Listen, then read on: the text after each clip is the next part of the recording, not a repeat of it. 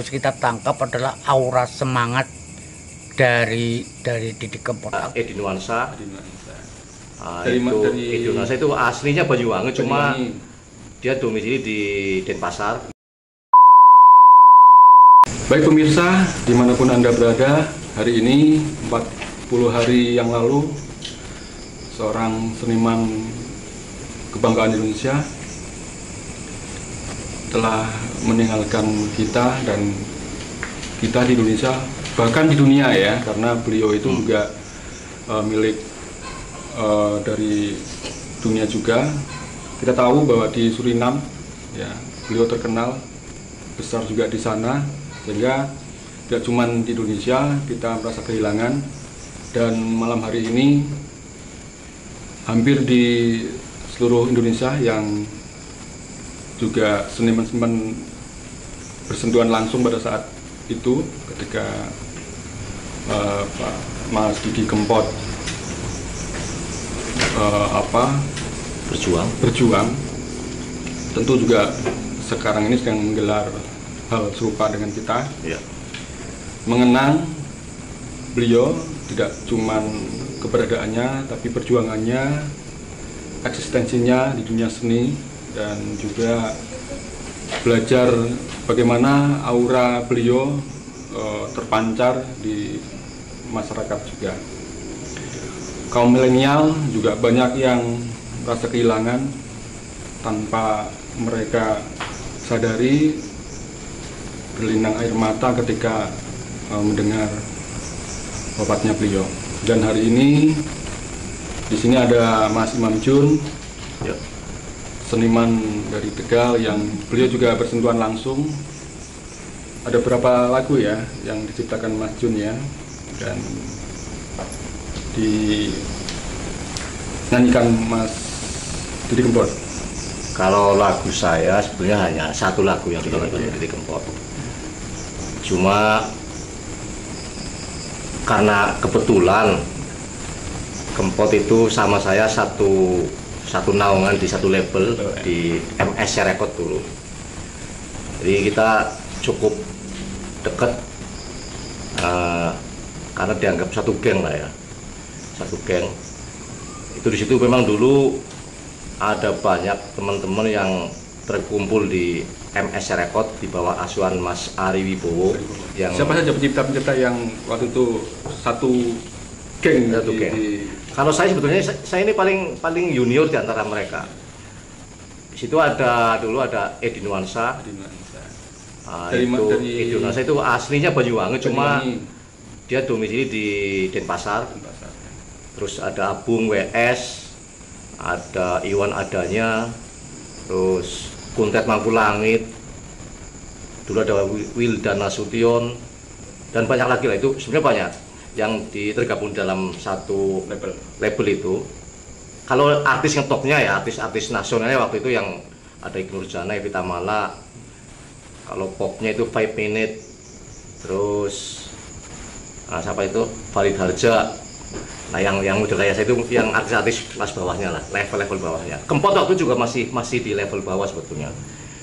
Saya sendiri kenal Kempot itu secara langsung ya, itu tahun 96, karena saya terjun di dunia recording itu tahun 95 akhir Oktober kalau nggak salah. Tapi nama Kempot saya kenal itu tahun 93, saya masih di kampung. Nah waktu itu lagu Kempot yang pertama dikenal oleh masyarakat adalah lagu yang berjudul Bungkus Saja, ciptaan Abung WS yang tadi saya teleponin tadi itu. Itu tahun 93, saya juga belum bisa bikin apa-apa lah, jangan main musik, bikin lagu aja, jangan bikin lagu, gitar aja masih panas. Itu nama Kempot udah naik. Nah, cuma memang naiknya ya hanya sekitar manis-manis jambula. Yang terkesan pertama kali ketika ketemu dengan Mas Didi Kempot apa? Itu Kempot itu orangnya luar biasa. Yang saya tahu Kempot itu satu yang paling saya salut adalah Kempot datang ke Jakarta niatnya satu, pengen jadi penyanyi. Ya menurut aku sih memperingati memperingati ketokohan apalagi almarhum Didi Kempot, menurut aku bukan memperingati untuk memperingati, tetapi yang perlu ditangkap adalah substansinya, auranya. Jadi ibarat aura itu yang harus kita tangkap adalah aura semangat dari Didi Kempot. Aku sepakat sama Mas Imam bahwa itu bukan proses yang serta-merta proses sulapan, ya, tetapi itu adalah proses kerja keras. Nah, tetapi kerja keras bagaimana seorang Didi Kempot itu ada mau nganggo bahasa Inggris kayak go to hell, persetan amat dengan tren yang kala itu, ya, bahwa menyanyikan lagu Jawa itu termasuk resiko yang sangat besar untuk tidak terkenal, tidak populer. Tetapi itu dilakukan.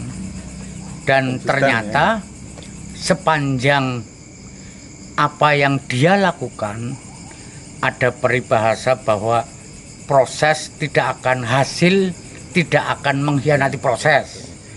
Maka menurut aku, ketika kita fokus dan menghargai, menghormati keyakinan kita, maka keyakinan kita akan memberikan terbaik buat kita semua. Maka menurut saya dalam konteks kita semangat dengan bahasa Tegalan, lalu dengan semangat apapun sepanjang itu fokus, niscaya rumusan bahwa hasil tidak akan mengkhianati proses, lalu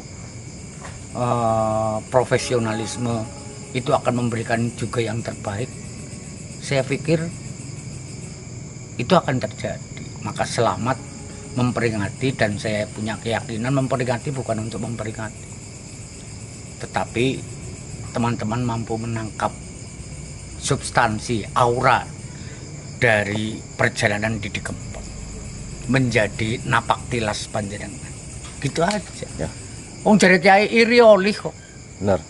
Asal untuk belajar apa-apa. Dan kita iri. Orang yang tidak iri terhadap perjalanan Didi Kempot ya goblok. Kayak gue lo. Iya kan? Dan aku titip iri saya buat teman-teman. Ya, sebentar. Tadi sebelum ngobrol-ngobrol tentang ini, Mas Agus sempat membacakan tulisan Mas Agus tentang yang intinya ikhlas tadi. Itu sama Kempot itu ikhlasnya luar biasa. Tapi tadi saya kurang jelas apa yang ditulis Mas Agus tadi di buku tahun 2006 itu. 2006 itu saya pernah nulis di buku yang saya hadiahkan pada teman-teman. Puncak keberanian adalah mengingatkan, dan pangkal dari keberhasilan adalah mengakui kekurangan dan kesalahan. Yang merdeka adalah yang ikhlas. Ini yang merdeka, yang ikhlas, dia luar biasa ini. Ya. Matur nuwun. Assalamualaikum. Waalaikumsalam.